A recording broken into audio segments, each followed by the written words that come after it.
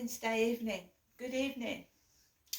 Budget day, like I said, not anything remarkable, was it? Alexa, what's the time, please? It's 7:28 p.m.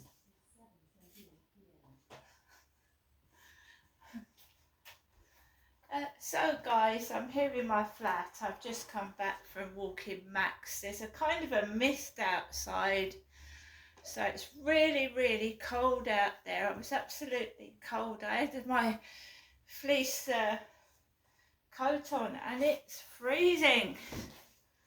So no problems this evening. I've not encountered any problems at all. It's like you're on your own and it does feel like a prison cell, I must admit. And unfortunately for me, I was wrongly put in a prison cell in 2013, and we're going to talk about that. Right, what do you do when you're wrongly imprisoned? There's not a lot you can do, is there, till you get out of the prison cell? And even when you do complain, it really didn't get me anywhere. No, it was a bit of a domestic dispute, really. It was none other than a domestic dispute.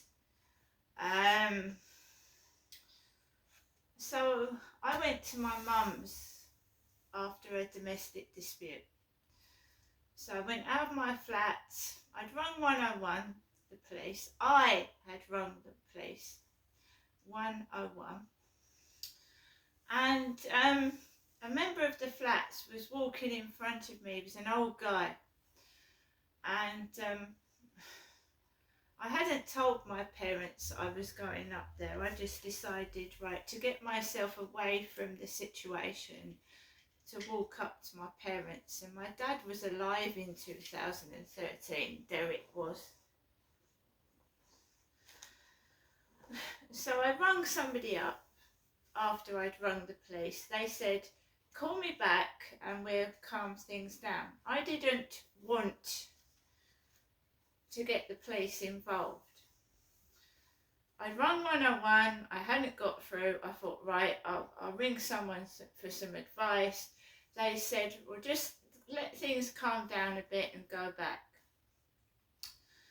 And they said to me, where are you going? I said, I'm going up to my mum and dad's. And they said, well, call me back and we'll talk about it. I walked up to my mum and dad's at Victoria Road, this was. My mother Jennifer answered the door like she was ready and waiting for me, and I didn't understand why, because I hadn't called my mum. So I went downstairs into the kitchen. Victoria Road house was like a tall, small house, very tiny inside. It was tall, and it had a basement. So the kitchen was opposite the basement, and my dad was sat down in the kitchen watching the television, because my dad was a TV man and there was like televisions everywhere. So he had a TV in the kitchen, right? So my dad, it was like my mum and dad were expecting me. That's what I felt. I was in a bit of a state. I'd had a fight with somebody, a verbal fight, a bit of aggressive, like, you know how you an argument escalates, gets out of hand. So I'd walked away from the situation, gone up to my mum and dad's just to cool off, and my dad took over. Derek took over. And I told him what had happened, and he said to me, you must call the police. You've got to call the police. I said, I don't want to call the police, Dad. I said, I want to call so-and-so that's just called me. Can I use your phone to call, like, we're saying my friend? And my dad said, I'm ringing the police. I'm ringing the police. I said, I don't want to I don't want the police involved. And my father called the police from Victoria Road. Now, I'd come from Lansdowne Court. That's where I used to live. So I'd walked from Lansdowne Court on my own. I'd had argument with somebody. I was in a terrible state. I had to walk through piles and piles of people and cars coming at me, the usual shit. So my dad rang the police, basically. I'm an adult, and he rang the police. I didn't want the police involved because I know what the police are ultimately like. I knew what was going to happen. I said, Dad, no, I don't want to call the police. He called them. He handed me the phone, and he said, he talked to the police. And then the police said, well, can we talk to your daughter? Because I was Derek's daughter, I wasn't his wife. So I spoke to a gentleman, a young man, and I told him what had happened. So they said, right, we're going to go round to Lansdowne Court and we're going to question so-and-so. So that is what happened.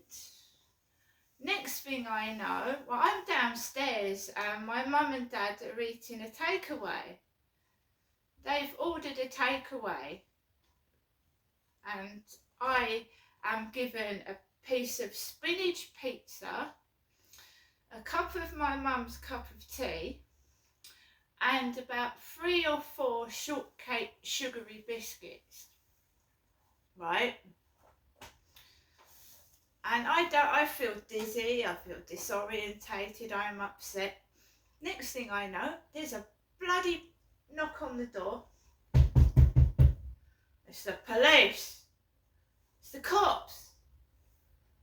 It's the cops.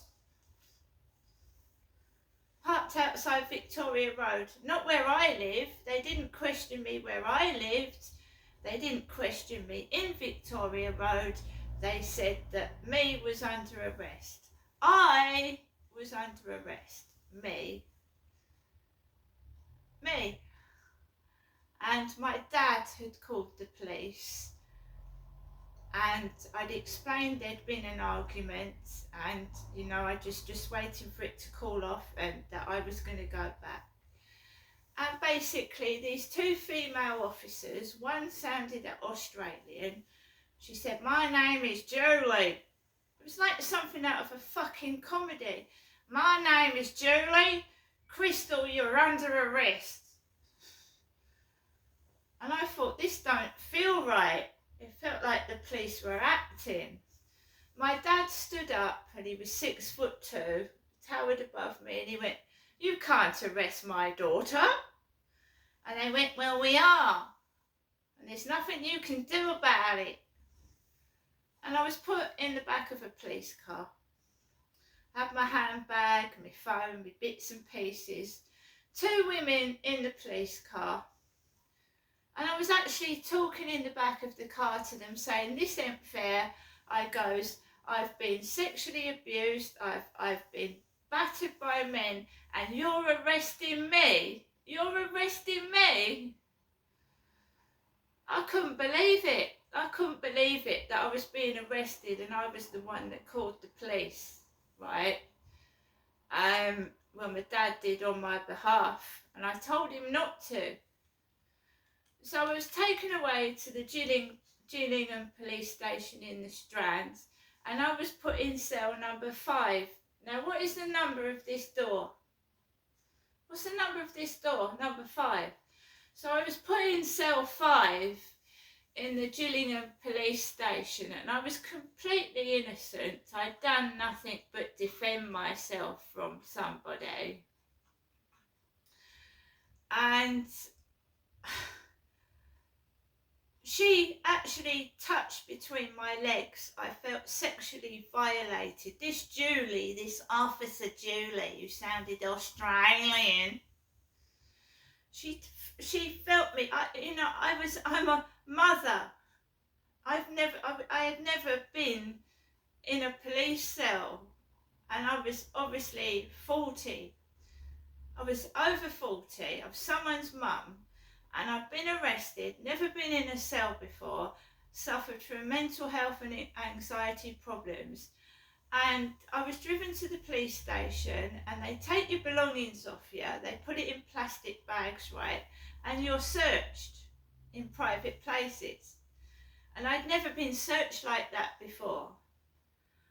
And I felt sexually violated by a woman because she touched between my legs, and it was disgusting. So basically, the sergeant said, yes, I'm afraid, Crystal, you're going to be spending the night in the cells. You're going to be spending the night in the cells.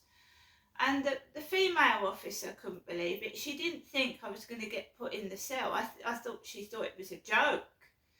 And the sergeant said, you're going to be spending the night in the police cells. I'm going to read you your rights, and I'm going to ask you some questions. So he read me my rights, and then he said, do you need sanitary towels? Are you on your period? I said, no, because I arrested a woman. I said, no, I don't. I don't need sanitary towels. They didn't give me any toilet roll. Remember that I'd never been arrested in my life before. I'd never been in a cell. I didn't know what to expect, and I'm a woman. And I needed toilet paper to wipe intimate places. They did not give me a toilet roll. They put me in a cell, and it had just a toilet, like a stainless steel lavatory with no lid. A wash basin on the wall. And I actually had a t-shirt on. I had a t-shirt on and a pair of shorts. And I was freezing cold, I was frozen. And I had trainers with no socks. I wasn't expecting to get arrested. I'd fled a volatile scene in what I was called my lounging clothes in my flat. So I'd left a volatile scene with shorts and a t-shirt on and a pair of trainers with no socks on. I didn't have a jumper, I didn't have a cardigan, I didn't have a coat. So I was put in this cell, and I started to hyperventilate and panic. And I thought, they said they was going to get a solicitor as soon as possible. And they were mucking about. They were taunting at me down the intercom. Crystal, your mum and dad, they don't want you. They don't want you, Crystal. They were trying to get me to commit suicide. On one occasion, they left me in the cell with my shoelaces on. So they kept taking the mickey, these so-called police. Crystal, your mum and dad, they don't want you, do they? They were taunting me through the intercom and making fun of me. They were giving the other people in cells magazines, they were going for a shower, they were giving them food, and they were leaving me with absolutely nothing. I pressed the intercom and said, you've got to get me out of this cell, I'm going to pass out. So they put me into a little yard with a fence on the top, and they made me a cup of vended PG Tips tea and Kenco coffee. I was in a cell next to, I think, Scottish men. There was no women. So in the cell next to me was, I could hear a Scottish bloke, and he kept banging the cell all night long, banging it. And you couldn't sleep in there. There was a strip light on all night, and I can't sleep with the light on like that. So I was awake all night, and I thought I was going to die. I was convinced they were going to kill me. I was huddled in the corner praying to God, like I thought it was my last night on earth, because I'd never been in a cell before, and I was suffering from panic and anxiety. I had no mental health help or support. I was left in the cell without a blanket. In the morning, my face was covered in blood. My face, because my lips had cracked overnight, and my face was literally covered in blood. They didn't let me have a shower in the morning when I was let go of the cells. They didn't let me have a shower. So I stank of piss. I stank like a common vagrant, tramp, whatever is put in a cell, held in a cell overnight. I smelled of piss. and I had blood all over my face. They did not let me have a shower, and when I got out of that cell in the morning, they tried to provoke me, and they kept trying to get in my face, push me out the way, so that they had an excuse to keep me in there. I was being provoked, I was being taken the piss out of. I don't think they were real police. I think they were actors and actresses, especially the one called Julie with the Australian accent. Or it was pornography. Porn. Because I had a t-shirt and shorts on, you see. It was freezing bloody cold, and they left me to bleed overnight. They knew I needed medical help. I also had a lump on my leg the size of a tennis ball.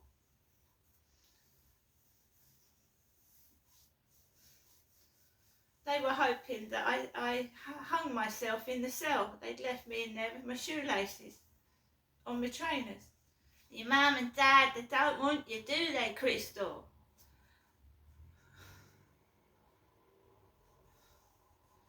And they gave me a newspaper in the morning, and I'm not joking, I'm sorry. I can't talk with this cat jumping all over me. His claws hurt. So in the morning, they gave me a 2 days old newspaper with Prince William in. Prince William, and someone had drawn a penis on Prince William's forehead. I'll never forget it. You don't forget these things. So they gave me a 2 days out of date newspaper with Prince William on the front, and someone had drawn a penis on the forehead, on his head there, in biro. I was given a bowl of shreddies in the morning with milk, and a plastic bowl and fork, and the offence had happened to me. The offence had happened to me. I was the victim, and I was treated like the perpetrator. I just wanted to get out of that cell. I would have done anything to get out of that cell. It didn't feel like a real cell. There was a gap underneath the door, but not enough that you could crawl underneath. But they'd left a gap in the cell door, enough for you to lie down and see the light and the coppers underneath, but it wasn't enough for you to crawl out of. It was like a torture chamber. I'm a woman and I had no toilet paper, so I piss a lot. I've had 4 kids, and I have bladder problems. I've had 4 children, and I have bladder problems, and I need to go to the toilet like 6 or 7 times a night, and there was no loo roll, so piss has got uric acid in it, so I just had to sit on the toilet and not be able to wipe myself. I had all burn marks down my leg because piss has got uric acid in it. It was just, and my tooth fell out a couple of days afterwards. One of my teeth fell out.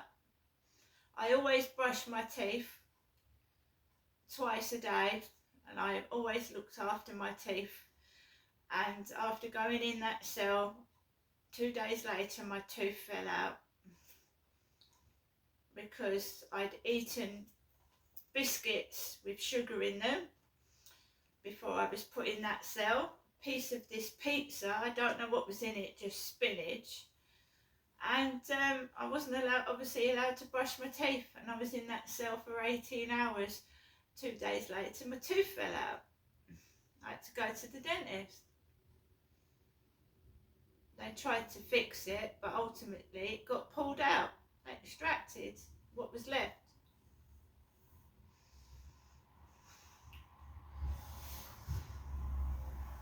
But I think I was purposely given a newspaper with Prince William in it, but I don't know why. Why? I can remember everything, and if I go back into my Facebook, I actually did a video of the state of myself when I came out of the cell, what emotionally and mentally obviously that had affected myself, and my tooth falling out as well. And my mum and dad, they'd not rung once. They hadn't rung once to see if I was okay. No one tried to get me out of that cell. I was completely innocent, and my dad phoned the police. I said, "No, Dad, I don't want you to phone the police. I want to talk to my friend. I don't want to talk to the police." And he rang the police.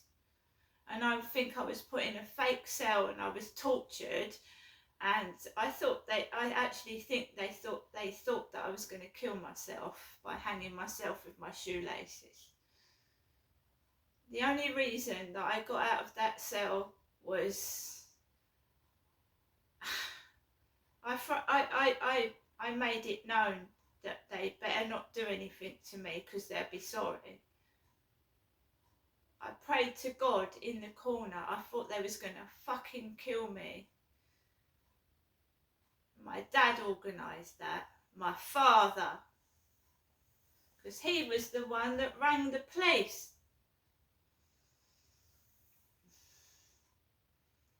From his address at Victoria Road. And they weren't arresting his wife. They took me in the car. And I was sexually assaulted by a female police officer because I was completely innocent. She touched me between the legs. I think it was also pornography as well. And there was no men in the cells. There was no women in the cells, sorry, apart from me. Overnight, there was no women. In the morning, a woman came in and they gave her a stack of magazines. They gave me a shitty 2 days old newspaper, and they made it known that they liked this lovely, good-looking young woman, and they gave her about 20 magazines, and they were spoiling her right opposite my cell. And I wasn't Derek's wife.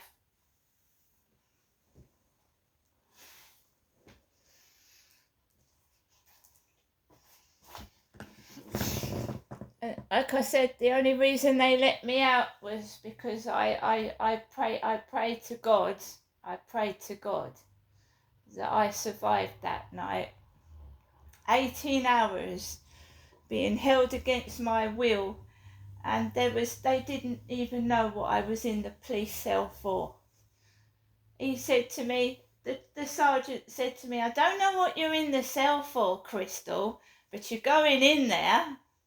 I don't actually know why, but you're going in there." They didn't even know what I was in there for. The next day, a gay police officer called Dave drove me to the Gibraltar House dental practice. He said, "I can't take you to your flat." So I had to walk up to my flat covered in blood, smelling of wee-wee. And PC Dave was gay, was homosexual. And because they took swabs, that's what knocked my tooth out. I had to bite on hard plastic, a hard plastic swab, and it broke my fucking tooth. Broke my tooth. Completely fucking innocent. They didn't even know what I'd been arrested for, and they put me in a cell for 18 hours. And I was given a newspaper with Prince William, and someone had drawn a penis on his head in biro. And I'm sick and fucking tired of it. That's why I've been put in room 5, haven't I, guys? That's why you chose room 5. And when I moved in here, it looked like I had a load of keys on a cell chain, right? I'm the victim.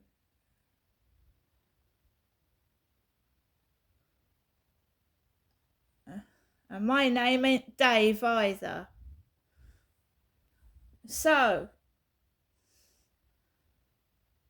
That's never going to happen to me again.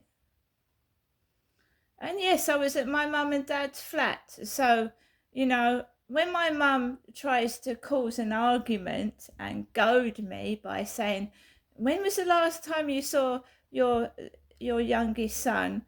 Right? Right?